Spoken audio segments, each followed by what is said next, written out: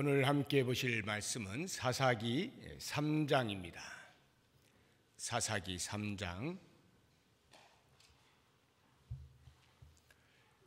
12절에서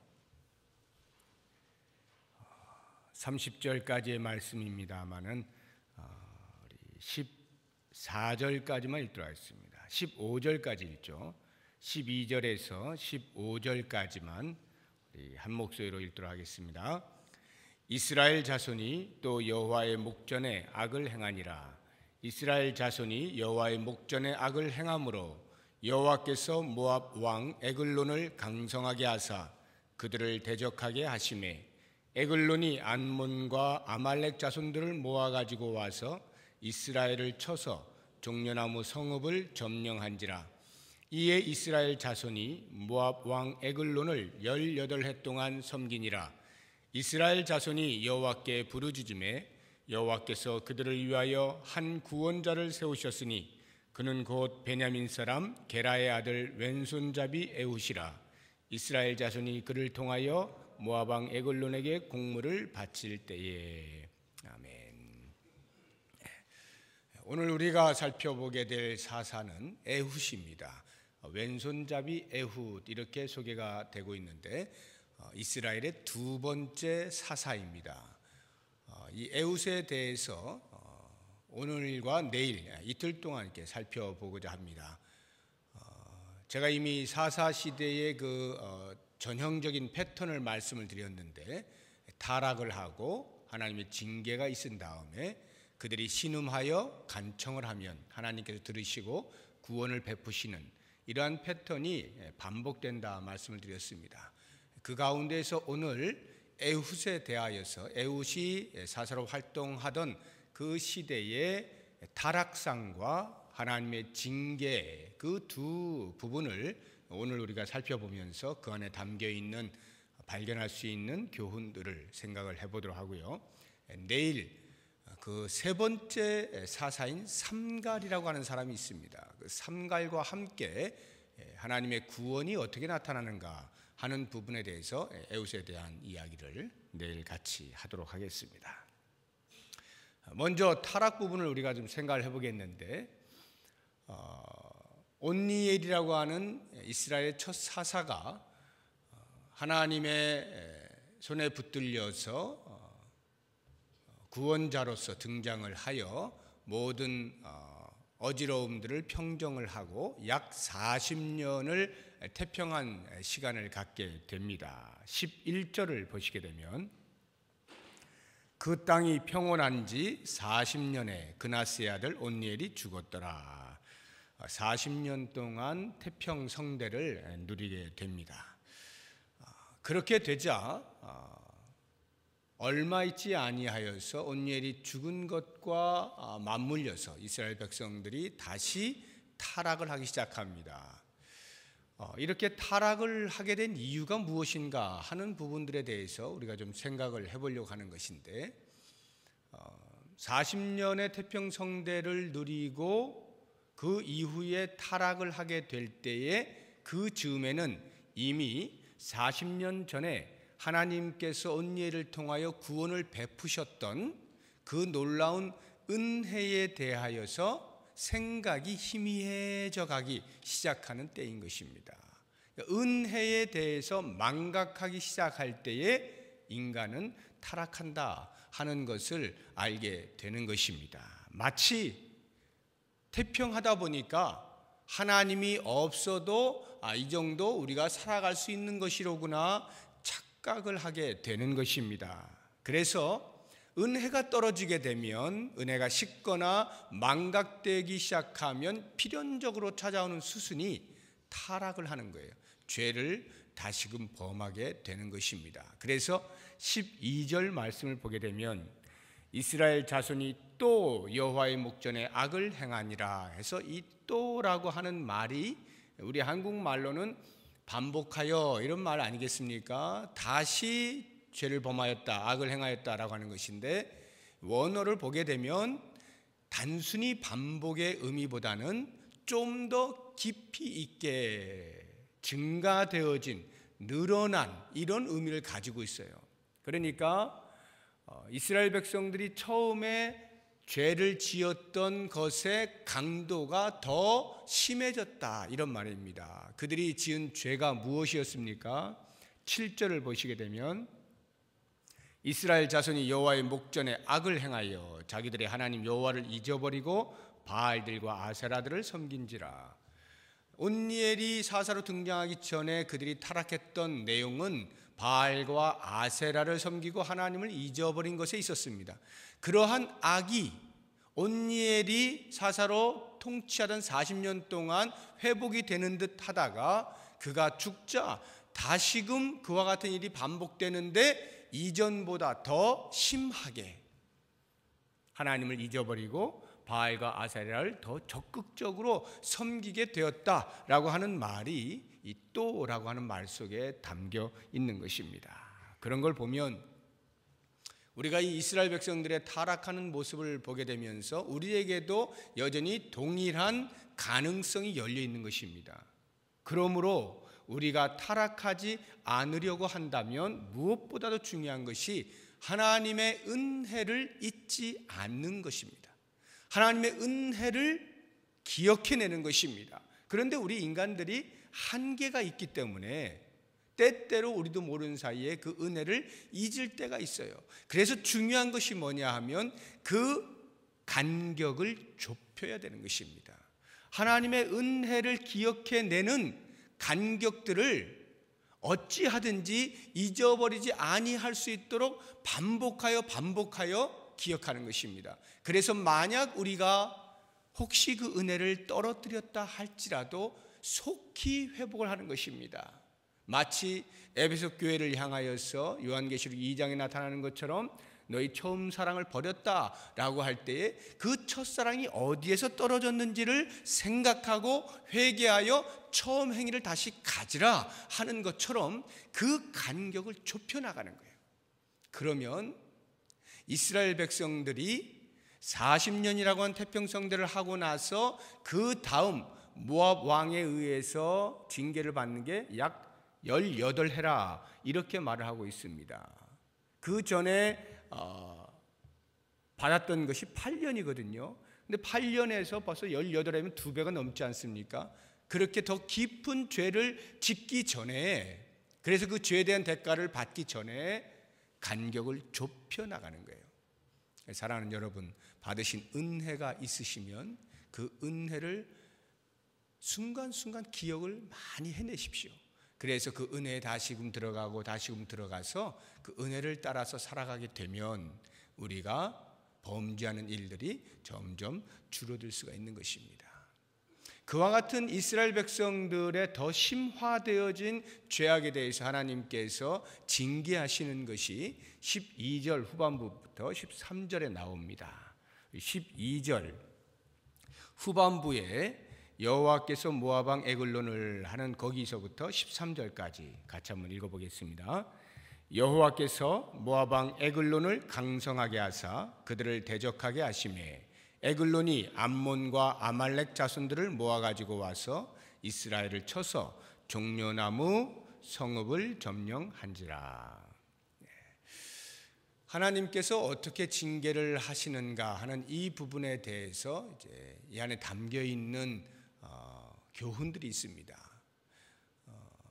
그 주변에 있는 나라들을 강성하게 하십니다. 하나님께서 모압 나라를 강성하게 만들어요.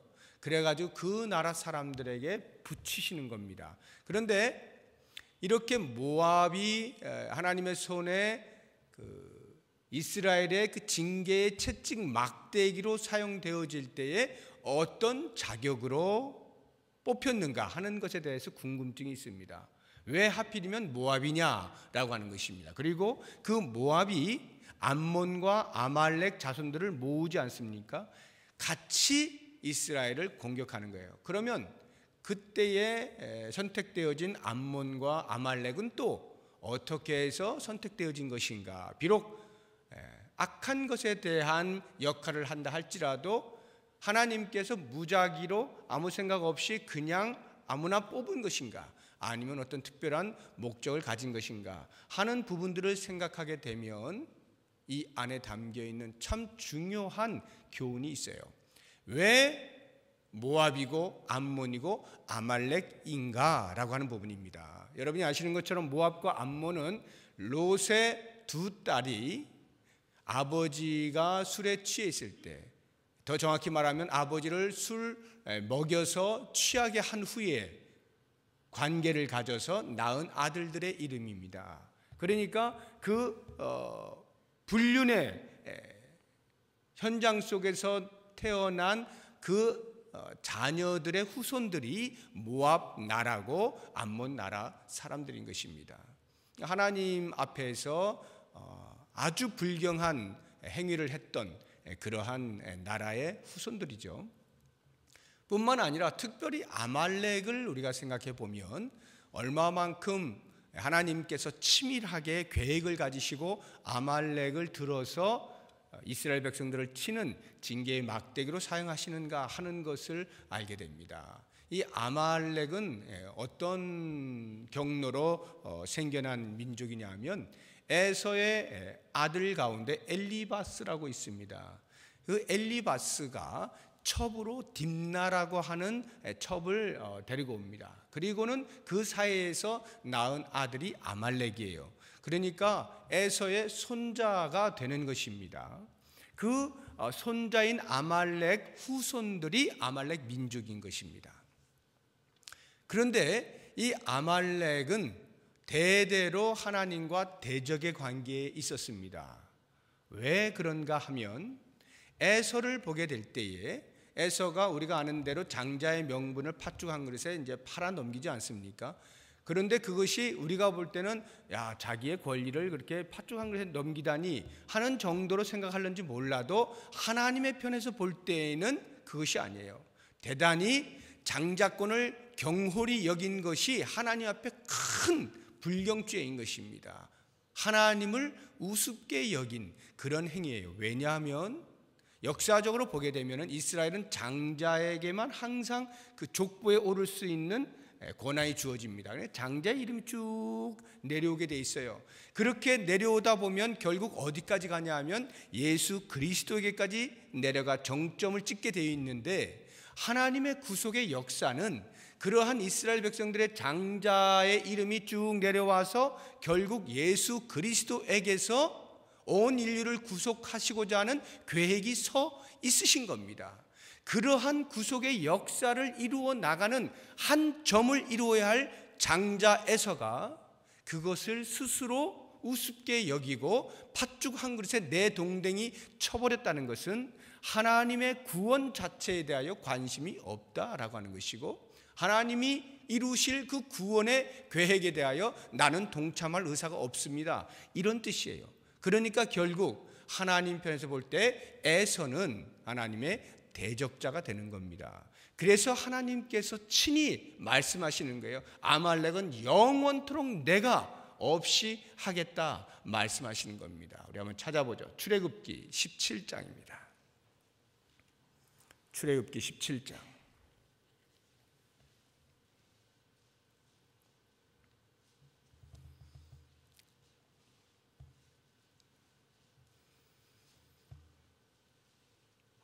이스라엘 백성들이 애굽에서 나와서 르비딤에 이르렀을 때에 아말렉과 싸우는 장면이 나옵니다. 그래서 모세가 손을 들면 이기고 손을 내리면 지는 그 장면 잘 아시죠? 14절 보시기 바랍니다. 아론과 훌이 모세의 손을 붙잡고 있는 동안에 여호수아가 밑에 전쟁을 해서 아말렉군을 다 물리칩니다. 그리고 나서 하나님께서 모세에게 하신 말씀이 14절부터 16절까지 우리 같이 한번 읽어보겠습니다. 여호와께서 모세에게 이르시되 이것을 책에 기록하여 기념하게 하고 여호수아의 귀에 외워 들리라. 내가 아말렉을 없이하여 천하에서 기억도 못하게 하리라. 모세가 제단을 쌓고 그 이름을 여호와 니시라 하고 이르되 여호와께서 맹세하시기를 여호와가 아말렉과 더불어 대대로 싸우리라 하셨다 하였더라. 참 이상하죠. 온 우주 만물의 신이신 하나님께서 뭐 그 피조물 가운데 한 나라에 불과한 아말렉과 대대로 싸우겠다고 말씀을 하시는 걸 보면 잘 이해가 안 될 수가 있는 것입니다. 그렇게까지 하실 필요가 있으신가? 그런데 이 말씀의 의미는 아말렉은 에서의 후손이고 에서는 하나님의 구속의 경륜을 가로막고 있는 자이기 때문에 하나님의 대적자로서 하나님이 대대로 싸워야만 하고 대대로 그들을 지워버려야만 그리스도를 통한 구속의 역사가 이루어질 수 있다. 바로 이것을 이야기하고 있는 것입니다. 그래서 하나님의 대적자인 이 아말렉에 대해서 하나님은 이스라엘 백성들에게 말하는 거예요. 모세 입을 통해서 너희들도 역시 마찬가지로 이제 가나안 땅에 들어가게 되면 그 아말렉인들을 한 사람도 남기지 말고 진멸해야 된다. 이렇게 요청을 하신 거예요. 명령을 하셨죠. 그 부분 한번 볼까요? 신명기 25장.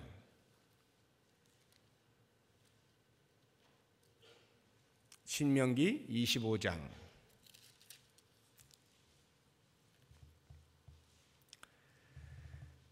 17절부터 한번 보도록 하겠습니다.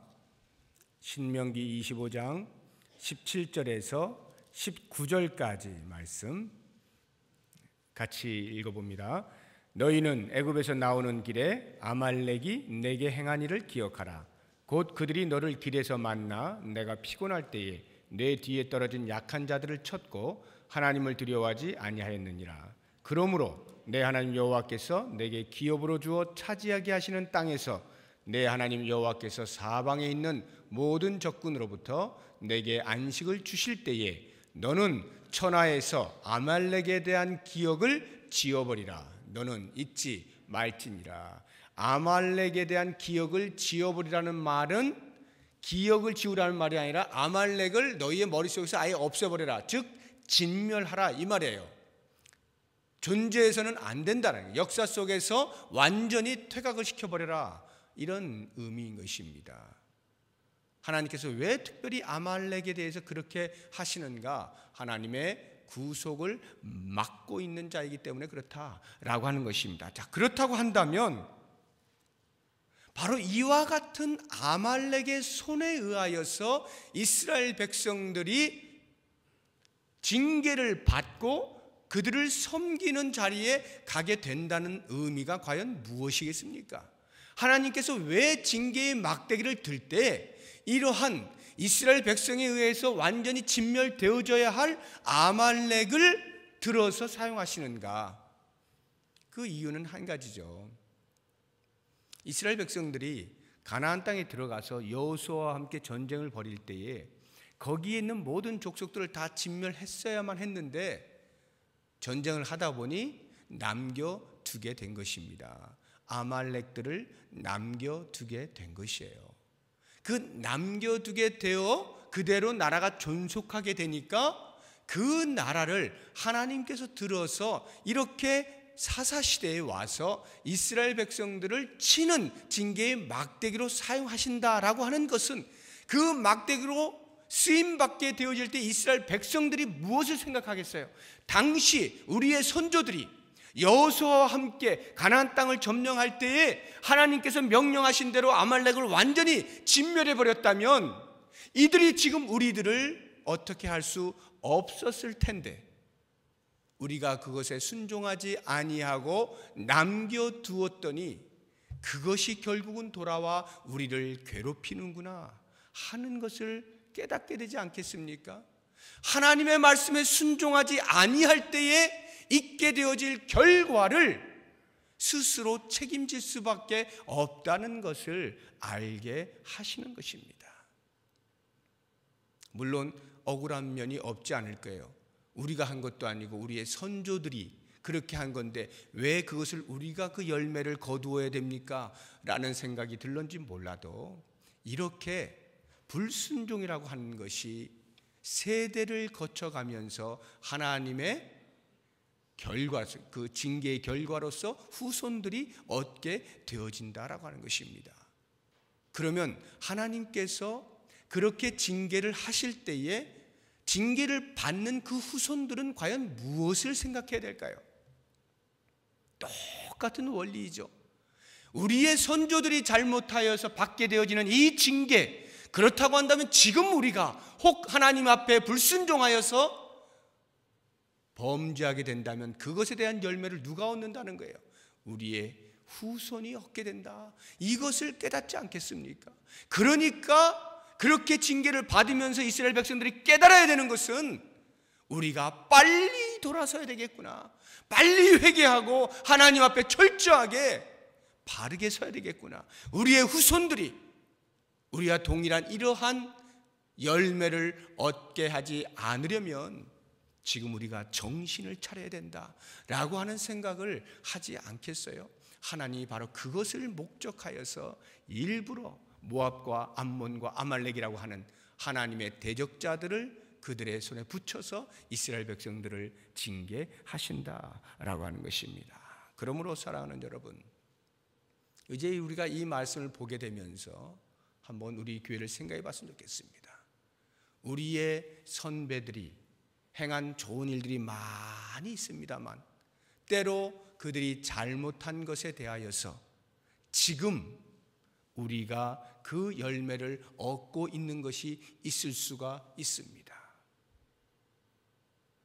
우리는 그때 순간의 잘못이라 생각하고 순간의 실수라고 생각했을런지 몰라도 그것이 하나님 앞에서 불경한 것이었을 때에 그것에 대한 결과로서의 열매를 지금 우리가 거둔다라고 한다면 때로 하나님 앞에 있어서는 안 될 일들에 대하여서 지금 우리가 거두는 것이 마음에 의심이 있는 것이고 서로에 대해서 신뢰가 잘 가지 않는 것이고 때때로 반목이 있는 것이고 언제나 불평과 원망들이 우리 입술에서 나오는 것이고 무엇 하나 하려고 해도 의욕이 많이 생기지 아니하는 것이고 열정이 생기지 아니하는 것이고 이런 것들이 그러한 행위에 대하여서 하나님께서 주시는 열매라고 할 때 그 열매를 우리가 지금 얻는다라고 생각하신다면 여러분, 지금 우리가 우리의 후손들에게 과연 무엇을 물려줄 것인가라고 하는 것은 나의 지금의 행위가 결정적이라고 하는 것을 잊지 않으셔야 됩니다.